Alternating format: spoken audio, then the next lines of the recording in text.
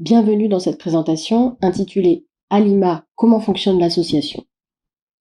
Ensemble, nous allons voir ce que ça signifie de travailler pour une association humanitaire et quel est le fonctionnement d'Alima en termes de gouvernance et de vie associative. Je vous propose de commencer par découvrir Alima. À l'origine, Alima est une association à but non lucratif qui a été créée en 2009 et d'abord enregistrée en France. À l'origine, Alima ne comptait qu'une dizaine de collaborateurs et Alima est une ONG jeune comparée aux autres grandes ONG du secteur. Alima signifie The Alliance for International Medical Action. En français, l'Alliance pour l'action médicale internationale.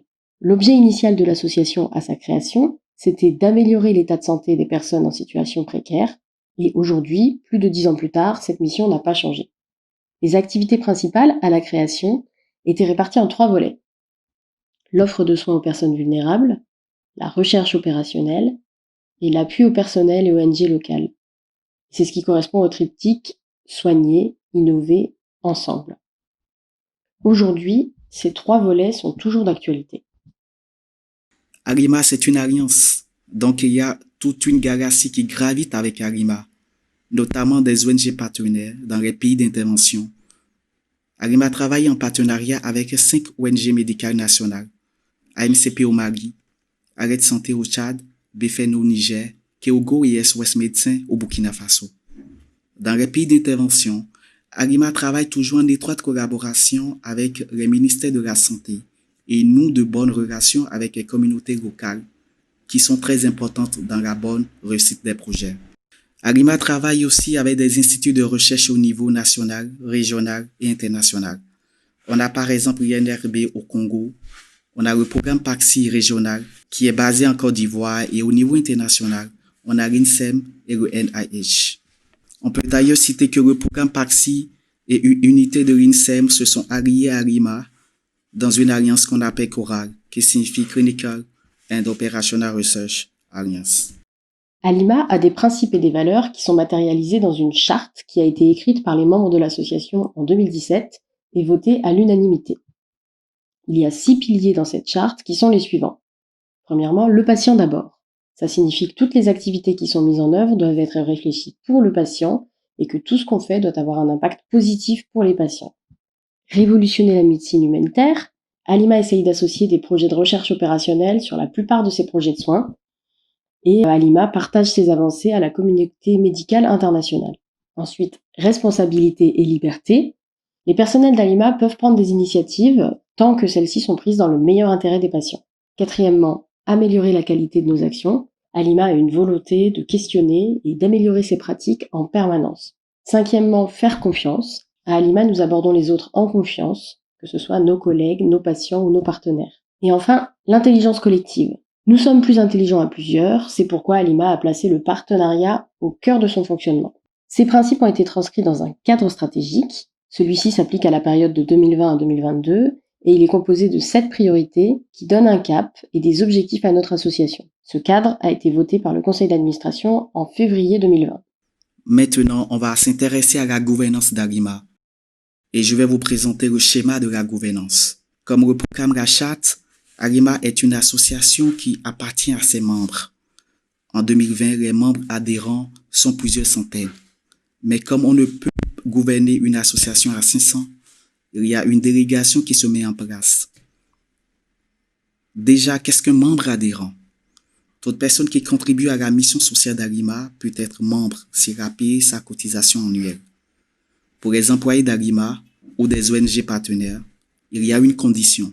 Pour pouvoir devenir membre, il faut 1 an d'ancienneté sous contrat siège, expatrié, employé national ou ONG partenaire. Les membres chaque année se réunissent en assemblée générale. Pendant cette assemblée générale, ils élisent des administrateurs.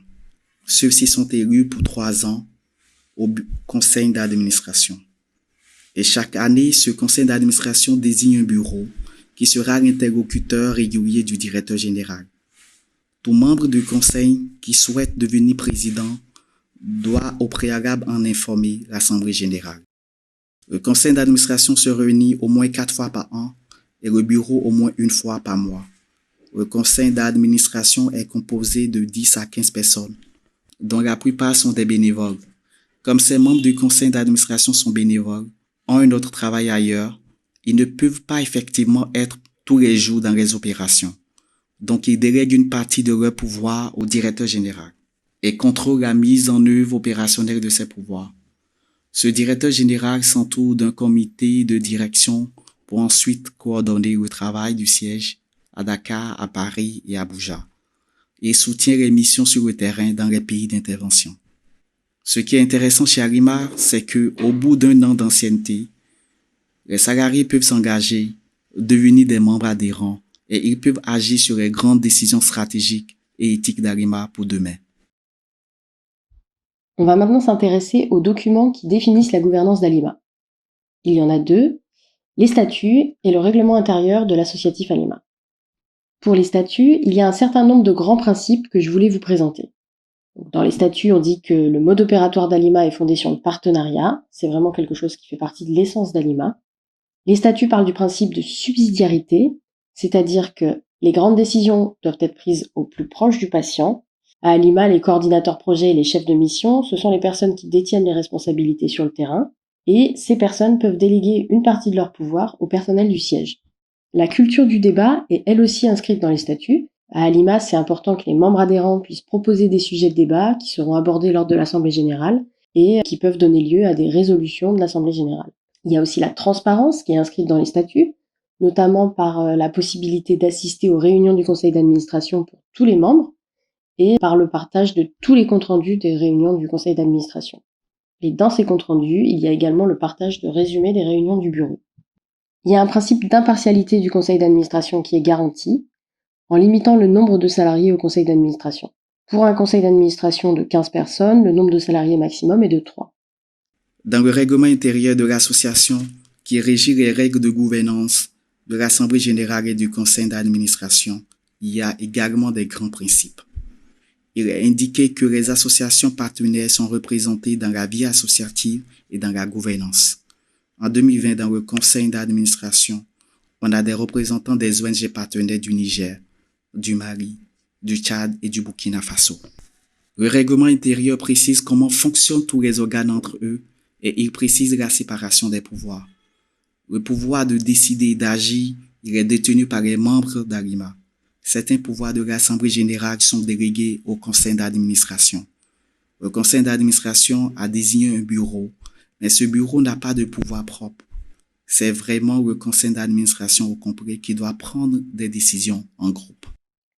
Si on va voir de plus près comment fonctionne la vie associative, chaque membre adhérent a des droits et a des avantages. En tant que membre adhérent, on a le droit de voter et de participer aux assemblées générales. On a le droit de porter sa voix dans les débats à l'ordre du jour, on a le droit de participer à la vie associative d'Alima dans son pays d'intervention. Chaque membre adhérent a le droit de se présenter pour être représentant associatif national. Chaque membre adhérent reçoit des liens pour écouter les réunions du conseil d'administration. Il reçoit aussi les comptes rendus de ces réunions du conseil d'administration. Et enfin, il n'y a pas d'ancienneté obligatoire pour être candidat au conseil d'administration. Donc chaque membre peut devenir membre du conseil d'administration et même membre du bureau. Il faut juste qu'il y ait un respect des quotas du nombre de salariés au CA. L'Assemblée générale des membres, c'est-à-dire le rassemblement de tous ces membres lors de réunions périodiques, possède également des pouvoirs. Le pouvoir d'élire le conseil d'administration, le pouvoir d'examiner le rapport moral et le rapport financier et de donner le quitus au conseil d'administration, c'est-à-dire d'acquitter le président de sa charge de rédiger le rapport moral et d'acquitter le trésorier de sa charge de rédiger le rapport financier. L'Assemblée générale vote également pour nommer le commissaire aux comptes, qui certifie les comptes d'Alima chaque année. Le conseil d'administration, lui, a le pouvoir d'appliquer les décisions de l'Assemblée générale, de voter le budget annuel et le plan d'action annuel, de valider les grandes décisions opérationnelles, de nommer le directeur général, de faire son évaluation et de le révoquer si besoin. Enfin, il a le pouvoir de coopter des membres au conseil d'administration, c'est-à-dire de nommer des personnes pour rejoindre le conseil d'administration dans la limite de 3 membres au plus. Maintenant, pourquoi s'engager? Je vais vous parler de la vie associative. La vie associative chez Arima, c'est un engagement. C'est une décision personnelle. Les personnes qui travaillent dans la galaxie Arima et qui sont intéressées peuvent devenir membres et peuvent s'engager dans la vie associative. Comment elle se présente? Il y a 2 assemblées générales chaque année, une au mois de juin à Paris et une autre au mois d'octobre à Dakar. Lors de ces assemblées générales, il y a généralement le rapport moral du président, le rapport financier du trésorier, la validation des comptes, la nomination du commissaire aux comptes, l'élection des administrateurs au conseil d'administration, en tout cas du tiers des administrateurs, pour remplacer ceux qui arrivent au terme de leur mandat. Et il y a un espace pour des débats. En général, il y en a au moins 2, voire 3. La vie associative sur le terrain est faite des activités ponctuelles. On a mis en place des représentants associatifs nationaux qui ont pour mission d'animer la vie associative sur le terrain, notamment en organisant des débats associatifs qui par la suite peuvent être repris à l'Assemblée générale et en organisant des journées associatives qui peuvent être des journées de sensibilisation ou des actions sociales et solidaires. Maintenant, pour ceux qui souhaitent adhérer, les conditions sont les suivantes. Peut adhérer toute personne dont la compétence, l'expérience, les actions ou les objectifs sont de nature à faciliter la réalisation de l'objet de l'association.